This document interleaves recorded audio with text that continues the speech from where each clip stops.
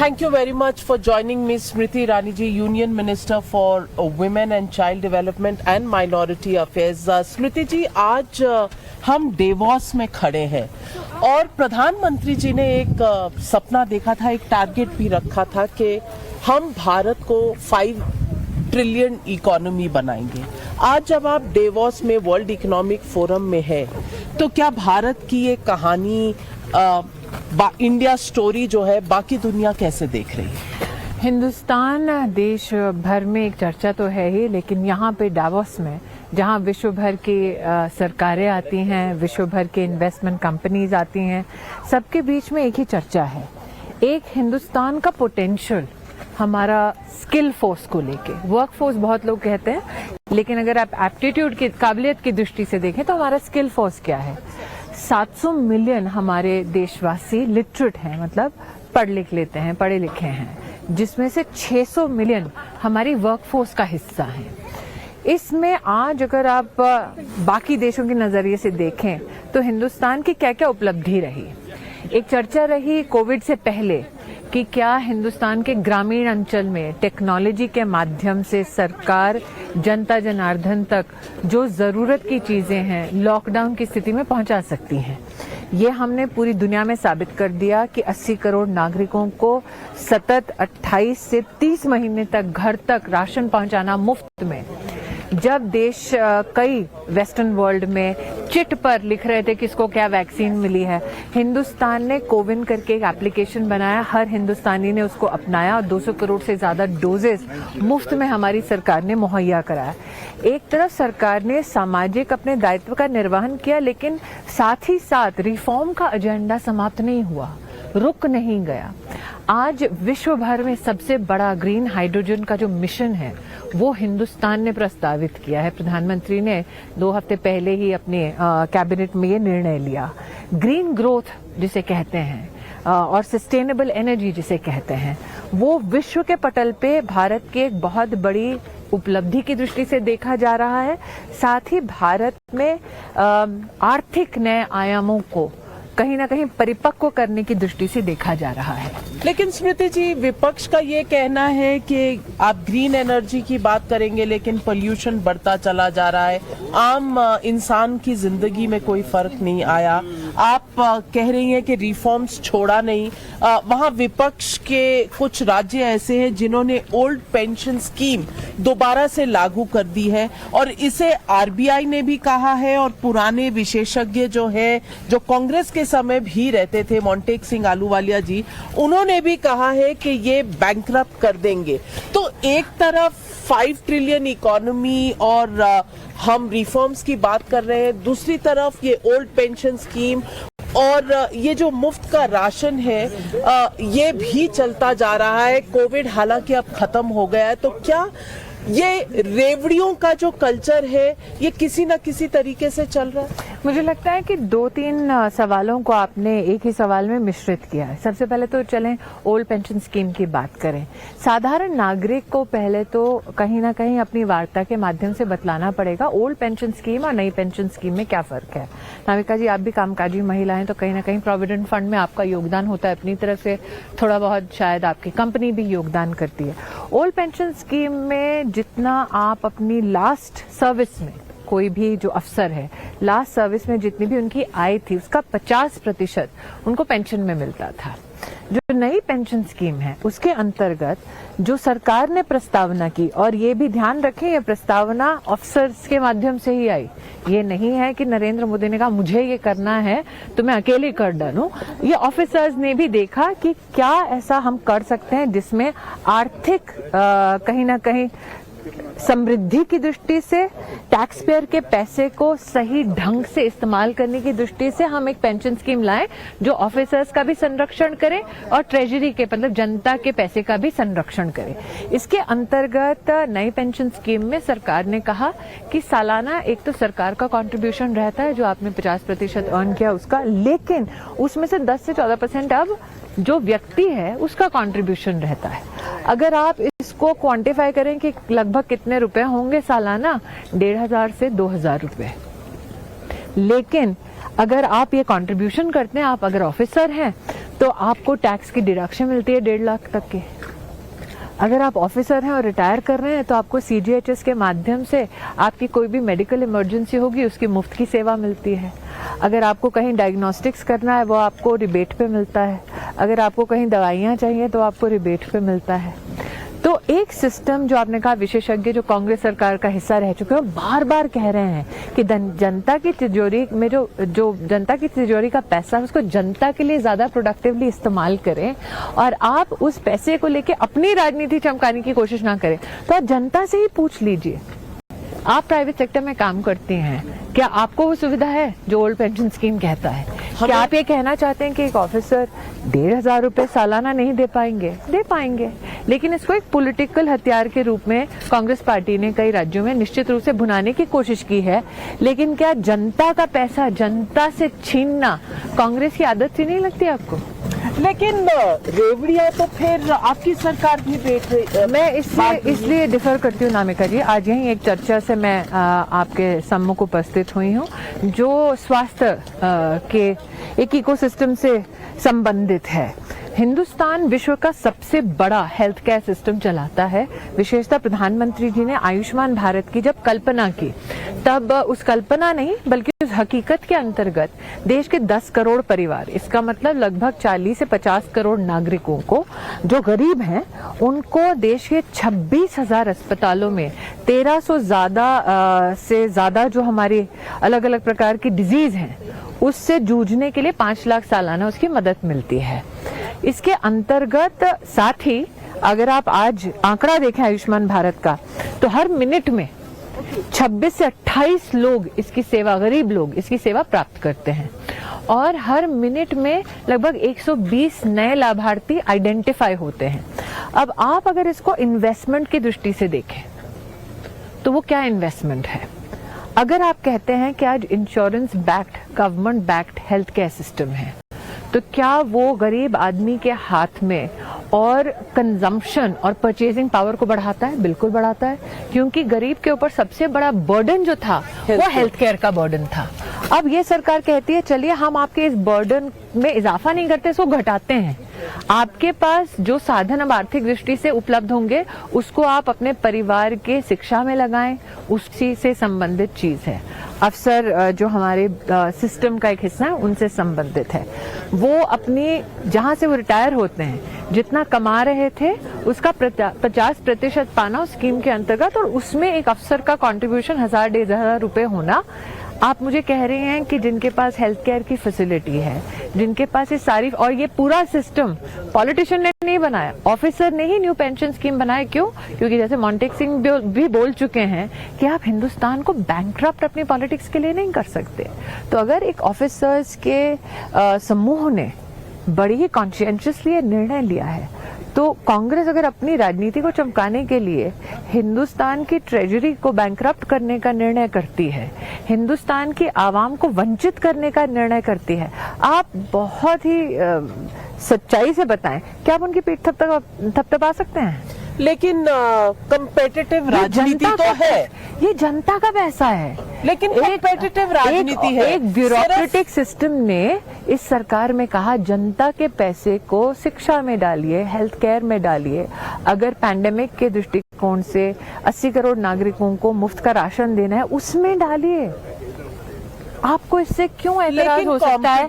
अगर राजनीति में अगर अलग अलग पार्टियां पॉलिटिक्स छोड़ दीजिए, भारत सरकार के अफसर अगर भारत की समृद्धि के लिए, भारत के संरक्षण के लिए निर्णय ले रहे हैं और इस निर्णय का समर्थन वो लोग भी कर रहे हैं जो कांग्रेस को इकोनॉमिक एजेंडा बताते थे, इसमें आप बताइए गलती किसकी है? उनकी, जो कुछ भी करें ताकि सत्ता हथियाएं, और सत्ता हथियाने के बाद क्या करते हैं? 2 लाख करोड़ का बर्डन, आर्थिक बर्डन भारत सरकार लेती है ताकि जो एनर्जी सप्लाई सिस्टम्स हैं वो अफोर्डेबल हों। ठीक है, एक बहुत बड़ी चुनौती अंतर्राष्ट्रीय स्तर पे यूक्रेन और रशिया के जो इस वक्त हालात है उसको लेकर है, लेकिन जहां पर विपक्ष की पार्टी सत्ता में आती है, सत्ता में आने के बाद क्या करती है? तुरंत दाम बढ़ा देती है। और अगर पत्रकार जाके पूछे तो कहते हमसे क्यों पूछो, जाओ उस मुख्यमंत्री से पूछो। तो इस प्रकार का पॉलिटिकल एरोगेंस जो विपक्ष में है उसके बारे में कहीं ना कहीं एक चिंतन भारत में है कि अगर वाकई में विषम परिस्थितियों से भारत को उभारना हो और वो विषम परिस्थितियां ग्लोबल इकोनॉमी में दिखाई दे रही है, तो आपकी सही पॉलिटिकल चॉइस फॉर लीडरशिप क्या होगी? तो आज भी रेजोल्यूटली हिंदुस्तानी कहते हैं एक ही चॉइस है, नरेंद्र मोदी। लेकिन यहाँ डावोस में अगर कुछ राज्य इस तरह की एक्स्ट्रावेगेंट स्कीम्स में जाएं, रिफॉर्म्स से परे जाएं, तो दुनिया कैसे हमें देखती है एक देश के मामले से? क्योंकि कुछ लोगों का कहना है कि क्या ये सब करते हुए हम पाकिस्तान की तरफ नहीं पहुंच जाएंगे? नहीं, दो चीजें हैं यहाँ पर। देश भर की अर्थव्यवस्था के जो विशेषज्ञ हैं, विश्व भर के जो अर्थव्यवस्था के विशेषज्ञ हैं और इमर्जिंग टेक्नोलॉजीज में जो निवेश करते हैं, इमर्जिंग स्किल सेट्स में जो निवेश करते हैं, जो इन्वेस्टमेंट्स लेकर पार्टनरशिप्स को और भी समृद्ध करेंगे हिंदुस्तान में, उन सब का जमावड़ा चर्चा की दृष्टि से, निवेश की दृष्टि से, पॉलिसी मेकिंग की दृष्टि से, कॉर्पोरेट एंगेजमेंट्स की दृष्टि से यहाँ होता है। एक नैरेटिव रहा वर्षों वर्ष तक कि हिंदुस्तान की अर्थव्यवस्था को सुदृढ़ करने के लिए भारत सरकार इतनी प्रतिबद्ध नहीं है। यहाँ पर हिंदुस्तानी चाहे किसी भी राज्य से हो, और कई विपक्ष के भी यहाँ पर प्रतिनिधि हैं, लेकिन सबने सर्वसम्मति से प्रधानमंत्री जी के एक आह्वान को स्वीकार किया है, that when you say that financial or an economic investment agenda or partnership fails in a state, it is not that state that fails, it is India that carries the burden. तो हमारे लिए हिंदुस्तानी होने के नाते घर पे जिसको जितना झगड़ना है, जिसको जितना द्वेष व्यक्त करना है, जिसको जितने झगड़े करने करें, लेकिन जब हिंदुस्तान के बाहर कदम रखें, हम याद रखें राष्ट्र हमारा है, चाहे राजनीति हमारी कोई भी क्यों ना हो। तो मैं आपसे एक सवाल पूछना चाहती हूँ स्मृति ईरानी जी, अभी आप अपना एक सेशन कर रही थी और आप बाहर निकली, तो आपके थोड़ा सा पहले निकले आम आदमी पार्टी के सांसद राघव चड्ढा जी।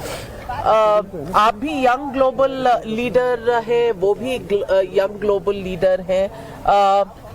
क्या विपक्ष में होने के नाते और आप सरकार में हैं, बड़ी मंत्री है सरकार की, कोई सेम पेज में है जब भारत से बाहर जाता है? देखिए, प्रधानमंत्री जी का बार बार यही निवेदन रहा है, यही मार्गदर्शन रहा है कि जब हम डावोस जैसी व्यवस्थाओं में सम्मिलित होते हैं, हम भूल जाएं कि हमारी पॉलिटिकल व्यवस्थाएं क्या हैं। क्योंकि जब हम इस धरती पर कदम रखते हैं, धरती के इस अंश पर कदम रखते हैं, तो हम याद रखें कि लोग जब इन्वेस्टमेंट की अपेक्षा और पॉलिटिकल और एडमिनिस्ट्रेटिव एंगेजमेंट की अपेक्षा से हिंदुस्तान आते हैं, तो दो चीज़ें रिकग्नाइज करते हैं। एक कि जो रिफॉर्म की चर्चा हम लोग बार बार कर रहे हैं, लेजिस्लेटिवली, एडमिनिस्ट्रेटिवली, आज सर्वसम्मति से सभी लोगों ने डावोस में भी इस बात को स्वीकार किया है कि ये रिफॉर्म नरेंद्र मोदी ने सिर्फ कहा नहीं बल्कि करके दिखाया है, पॉलिसी में, लेजिस्लेशन में करके दिखाया है। दूसरी बात, प्रधानमंत्री ने ही आगाज किया था कोऑपरेटिव फेडरलिज्म का। प्रधानमंत्री ने, चाहे वो कोविड एक्शन हो, चाहे कोविड से ट्रांजिशन का एक्शन हो, प्री पैंडेमिक हो, हर विषय पर राज्यों को संग लेने की पहल और कोऑपरेटिव फेडरलिज्म के ढांचे के माध्यम से राष्ट्र को बुलंद करने का आह्वान किया है बार बार।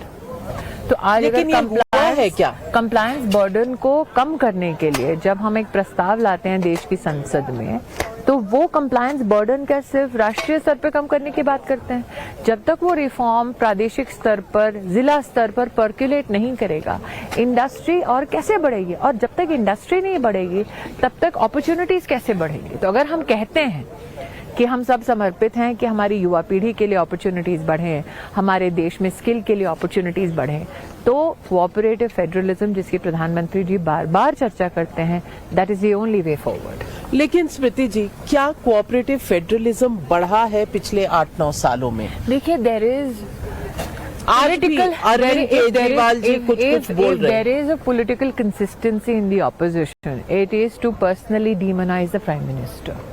But if there is a political fact that every Indian today accepts, and many accept it with elation, many accept it with a sense of humility, political or otherwise, it is that Narendra Modi is the tallest, not political but national leader. And why do I say there's a difference between saying there's a political and national leadership narrative difference? मैं अभी जिस आप वार्ता की बात कर रहे हैं, that had to do with women's health.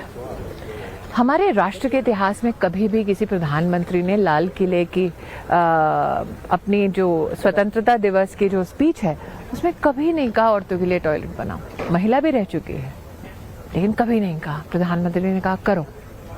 और जब हमने साल 2014 से लेकर 15 तक हर सरकारी स्कूल में टॉयलेट बनते देखा, उसमें प्रधानमंत्री जी ने क्या कहा था? राज्य और केंद्र की सरकार संग मिलकर की। हमने किया as a country. That was not a political agenda, that was a human agenda. तो आज जब प्रधानमंत्री बात करते हैं अंतर्राष्ट्रीय स्तर पे या राजनीतिक स्तर पे डोमेस्टिकली भी, क्या कहते हैं कि हम बात करते हैं और ऐसे समय में तो विशेष ग्लोबलाइजेशन की, let our industrialization, let our growth story become more human centric is what he says. We can explore opportunities. For instance, मैं आपको एक opportunity का उल्लेख करना चाहूँगी। 1-2 हफ्ते पहले कोऑपरेटिव जो हमारा मंत्रालय है, अमित भाई उसके मंत्री हैं, कोऑपरेटिव मंत्रालय में 3-4 बहुत अहम निर्णय किए गए। एक्सपोर्ट पोटेंशियल कैसे बनाएं आप कोऑपरेटिव्स के माध्यम से, मतलब ये कोalition है जो हमारे प्रादेशिक नहीं बल्कि जिला स्तर पे हमारी जो ग्रामीण अंचल में जो हमारी फार्म इकोनॉमी है उसको और सुदृढ़ करता है। सीड बैंक कैसे बनाएं। लेकिन तो जब नए पथ संचलन हो रहे हैं, नए अपॉर्चुनिटीज की दृष्टि से, इसलिए कह रही हूँ प्रधानमंत्री को मैं टॉलेस्ट पॉलिटिकल लीडर नहीं कह रही हूँ, टॉलेस्ट नेशनल लीडर कह रही हूँ, because he is made human centric development central to his agenda, women led development. लोग जेंडर जस्टिस की बातें करी जा रहे हैं। आज कितने लोग हैं कितने राष्ट्रों से जो इस बात का हर्ष व्यक्त कर रहे हैं कि G20 की प्रेसिडेंसी हिंदुस्तान के पास आ रही है और हिंदुस्तान के प्रधानमंत्री ने विमेन लेड डेवलपमेंट को मेन स्ट्रीम एजेंडा बना दिया, जो कभी नहीं हुआ।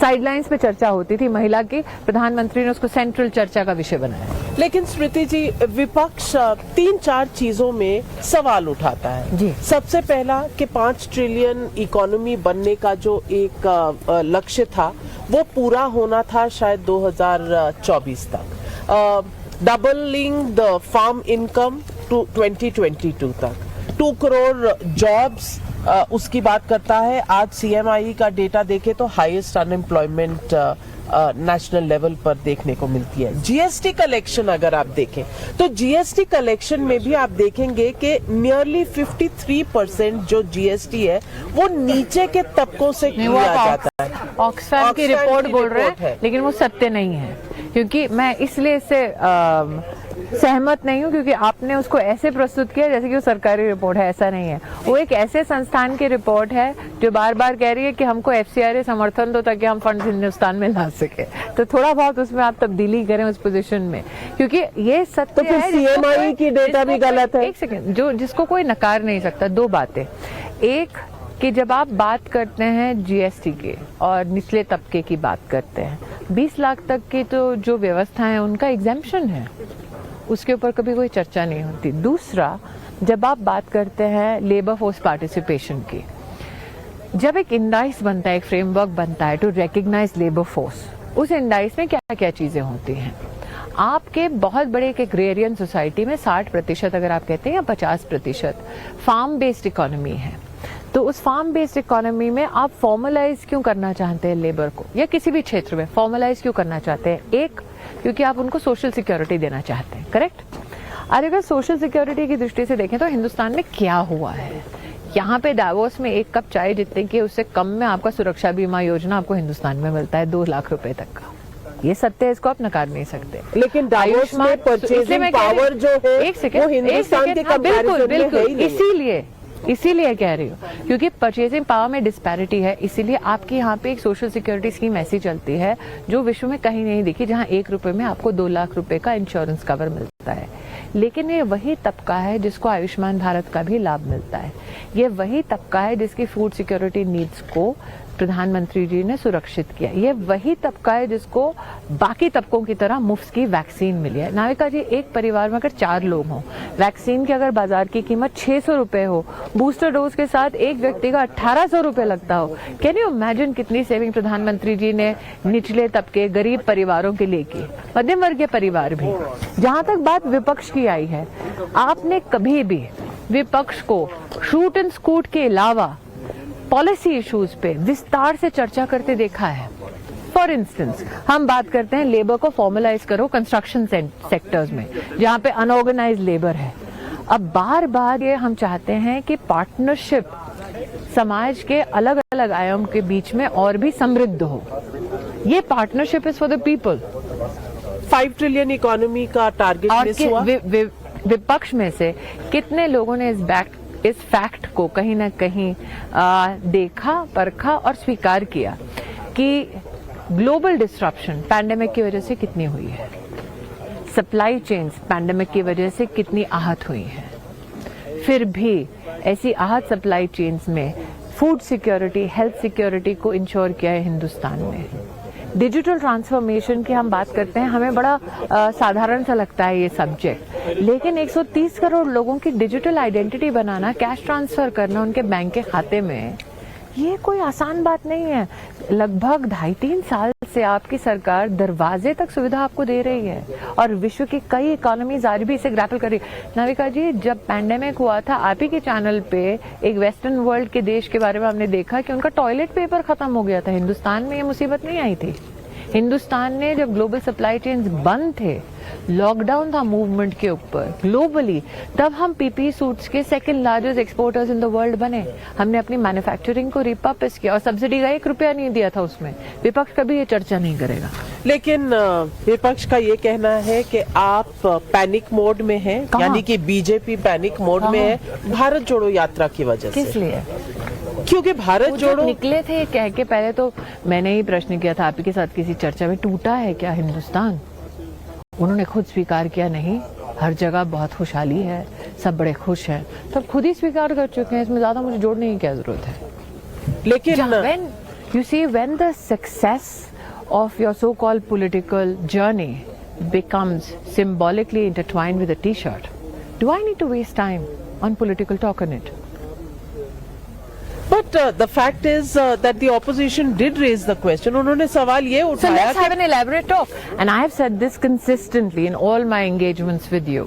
Forget anybody from the government or from the BJP. If honestly those who lead yatras for their political satisfaction or to affirm to the people of India that beyond the age of 50 they are politically serious as entities, why not invite them on an open air discussion on Times Now? Only between a Times, they might not like you, maybe you get another anchor. You have a freewheeling session with people of this country and them and ask them specifics on what they think that they have as an agenda offering. Can you strengthen an economy by demonizing success?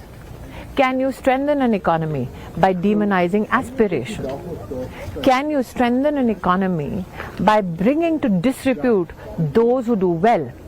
Can you strengthen an economy by being politically so unstable that you will resurrect policy decisions that will drive you bankrupt as a nation, just so that you can meet with meager political success?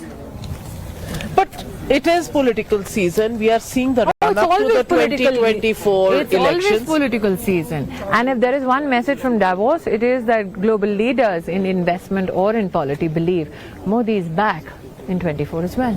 So that is that is the political stability they are assured of. आप कह रहे हैं कि Davos के stage पर लोग समझते हैं कि There is going to Modi be वापस। consistency in political leadership in India, yes. I haven't found anybody who's a naysayer. And that is what makes India an ideal destination for investment.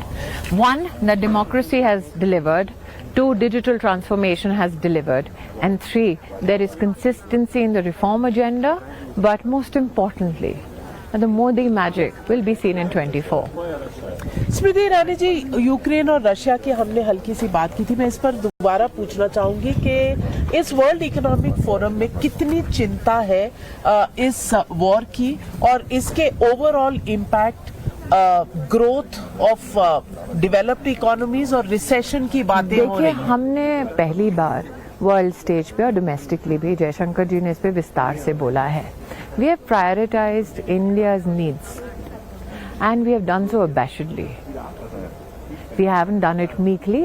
There have been many who have tried to push us against the wall so that we are apologetic in our position with regards to this particular issue. The Prime Minister has said that this is not an era for war. But I think that the External Affairs Minister has very succinctly put India's position on the world stage. Yes, it brings about disruptions. Normally such kind of conflicts do have a disruptive impact over a long period of time. But what is it that you're assured of? You're assured that India will be a part of the solution. You're assured that India will be a part of humanitarian build-up back of processes which help all nations at large. And that is why, and I'm again circling back to the G20 presidency, when the Prime Minister speaks, and he spoke very eloquently about the G20 agenda and India's presidency, he also spoke about becoming a leading voice for the global South. That the G20 experience will not be limited to just the G20 coalition, that it should be a coalition that benefits all nations across the world. But one of your senior ministers has made a statement: by June we may be in the throes of recession. Is that the finance minister? Is there a sense that you get from the talks that are happening at the World Economic Forum that that's a reality we are grappling with? There is a takeaway that I individually have, and obviously you at times now recognize I'm not the finance minister or the commerce minister. There is a sense that I go back that one of the most trying economic times were when we were hit by the pandemic. Given the large populace that we have, we were not expected to be a deliverer not only of solutions domestically, but also become a kind of a bridge for delivery of pharmacological services for over 150 countries. And one thing which is unique about India and which is standing us in good stead here at Davos is that when the back of the world was against the wall, especially on issues of healthcare, especially on issues of vaccine, especially on issues of supply of medicine, India never commercially exploited that compulsion. India led and collaborated with compassion. And I think that intervention of the Prime Minister, which again was very humane, is much appreciated at Davos. Smriti, the other issue, and ये एक मुद्दा है जो शायद चुनाव में भी बहुत बड़ा मुद्दा होगा, अनएम्प्लॉयमेंट। किसानों की आय जो दुगनी करने की बात थी, ये माइलस्टोन्स अभी अचीव नहीं हुए हैं। 2-3 चीजें नाविका जी उसमें। पहले एमएसपी ऑपरेशन सबसे सक्सेसफुल अगर पिछले 10-15 सालों में हुए तो वो 8 साल की मोदी सरकार में हुए। मतलब फॉरेस्ट प्रोड्यूस को भी संरक्षण अगर दिया तो मोदी सरकार ने दिया। दूसरा, हम ये याद रखें कि जब हम एमएसपी ऑपरेशंस की बात करते हैं, हमारी फूड सिक्योरिटी की बात करते हैं, फार्मर की इनकम को डबल करने की बात करते हैं, हमारे पास 2 वर्षों का वैश्विक एक छंद रहा जहां पे डिसरप्शंस हर जगह हुए, लेकिन एग्रीकल्चरल ग्रोथ कहीं भी स्टैग्नेट नहीं हुई। आपने देखा कि सरकार और कृषि क्षेत्र का समन्वय उसमें विस्तार हुआ। दूसरा, साथ ही हमने प्रौद्योगिकी, टेक्नोलॉजी का इंटरवेंशन एग्रीकल्चर में उसको और बढ़ावा दिया। कृषि विज्ञान केंद्र की स्थापना हो, एग्रीकल्चर यूनिवर्सिटीज में काम को बढ़ाने का प्रधानमंत्री का सुझाव हो, उनका नेतृत्व हो। लेकिन दोबारा आपसे कहती हूँ, कोऑपरेटिव मिनिस्ट्री के माध्यम से जो नया collision of cooperative specially in agro based industry हो रहा है एक्सपोर्ट की दृष्टि से, वो न सिर्फ काबिले तारीफ है बल्कि कहीं ना कहीं काबिले चिंतन भी है। क्योंकि पहली बार हम सरकार को देख रहे हैं, आज तक जो चर्चा रही वो इस पे रही कि एग्रो प्रोसेसिंग में क्या करेंगे। सरकार अब ये भी कह रही है कि प्री प्रोसेसिंग स्टेज पे आप क्या करेंगे ताकि आपका एग्रो आउटपुट का वेस्टेज कम हो। तो दोबारा कह रही हूँ, ग्लोबली डिस्ट्रप्शंस हैं फाइनेंशियली, हेल्थ की दृष्टि से, लेकिन पॉजिटिविटी का अगर सूर्य उगा है तो हिंदुस्तान से उगा है। That we became the 5th largest economy, irrespective of trying times, is a huge tribute to Indian resilience, fortitude and talent. स्मृति जी, बहुत से राज्यों की भी रिप्रेजेंटेशन है दावोस में, शायद तमिलनाडु से और तेलंगाना से और कई और राज्यों से भी लोग आए हैं, कुछ मुख्यमंत्री भी आने की बात है। लेकिन चाहे आप नरेंद्र मोदी देख लें या कुछ अन्य चीफ मिनिस्टर्स हैं, आप जानती हैं मैं किन की बात कर रही हूँ, बॉयकॉट कॉल उनके नाम पर हो जाता है कि भाई अगर योगी है तो इकोनॉमी में क्या करना, इन्हें नहीं जाना चाहिए। आपको लगता है ये डोमेस्टिक पॉलिटिक्स और डिविजन? मैं दोबारा कह रही हूँ, समन्वय का सबसे बड़ा प्रतीक हमारी देश की न सिर्फ अर्थव्यवस्था, बल्कि प्रशासनिक व्यवस्था में एक छोटा सा कार्यक्रम है जो शायद टाइम्स नाउ ने कभी तवज्जो ना दी हो। उसका नाम है प्रगति, जिसमें प्रधानमंत्री स्वयं प्रदेश की सरकारों के साथ और चीफ सेक्रेटरीज के साथ हर महीने उनकी मुलाकात रहती है कि आप बताएं इंफ्रास्ट्रक्चर का कहाँ कौन सा, और इसमें वो राज्य भी सम्मिलित हैं जहाँ पर बीजेपी की सरकार नहीं है। इंफ्रास्ट्रक्चर का ऐसा कौन सा प्रोजेक्ट है जिसमें आपको लगता है कहीं गतिरोध है, उस गतिरोध को हम लोग हटा सकते हैं। ये समन्वय का प्रतीक गत 8 वर्षों से चला आ रहा है। मैं दोबारा कह रही हूँ, डावोस में it is the India story. Yes, there are many states that are trying to push a state specific agenda. It is welcomed by everybody, but ultimately the message here is India is open for business, and the message here is that India's growth story, and at the altar of reform, India never sacrificed the interest of inclusive growth. लेकिन जब divisive agenda जो politics का है वो यहाँ तक पहुँचता है, तो क्या ये भारत की सही इमेज बनाता है? मैं इतना ही कहूँगी कि जो लोग चाहते हैं कि हिंदुस्तान में इन्वेस्टमेंट एटमॉस्फेयर को वो आहत करें, उनसे कहना चाहूँगी कि यहाँ पर जो कैप्टन्स ऑफ द इंडस्ट्री आए हैं वो हम नहीं जानते किसको वोट देते हैं, हम नहीं जानते उनकी पॉलिटिकल अलाइनमेंट्स क्या हैं, लेकिन निश्चित रूप से एक स्वर में यही कह रहे हैं, come invest in India, we have the largest skill force in the world, we have a new education policy, we have new opportunities not only in agriculture, not only in food processing, not only in health, but green energy. We have now the world's biggest hydrogen mission, which now not only has a climate agenda, but also a job agenda. So यहाँ पे फर्क नहीं पड़ता आप हिंदुस्तान के किस क्षेत्र से हैं, आपकी क्या हिंदुस्तानी पॉलिटिक्स है, यहाँ एक ही चीज़ सर्वसम्मति से सब कह रहे हैं, that India is the ideal destination for investment. आपने कहा लेबर फोर्स हमारे लिए एक एडवांटेज है, लेकिन एक डिसएडवांटेज अगर हम उतनी जॉब्स प्रोवाइड ना कर सके जितनी इस देश को जरूरत है। दूसरी बात जो मुझे शायद इसी से संलग्न करनी है, I think that when you look at people only from a perspective of a labour market, you do a great amount of injustice to their entrepreneurial presence, talent, aptitude, if you may so call it, or opportunity for that matter. Are we to be reduced only as workers? So I think what is the new agenda in India which the Prime Minister is personally driving? How many SMEs can we help move to mid-sized companies? How many mid-sized companies can become large corporations?